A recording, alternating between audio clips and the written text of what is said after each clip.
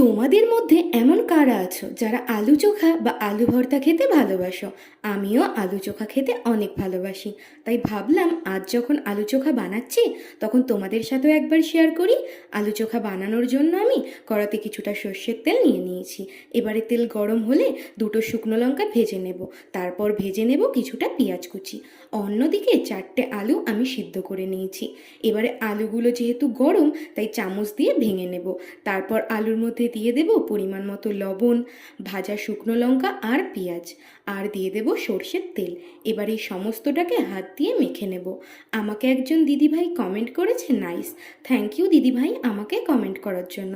তো দেখো, আলুটা ভালো করে মাখা হয়ে গেলে ওপর দিয়ে একটু সর্ষের তেল দিয়ে দিলে রেডি আমাদের আলু চোখা বা আলু ভর্তা। আমার ভিডিওগুলো যদি তোমাদের ভালো লেগে থাকে তাহলে প্লিজ একটা লাইক কমেন্ট করে দিও।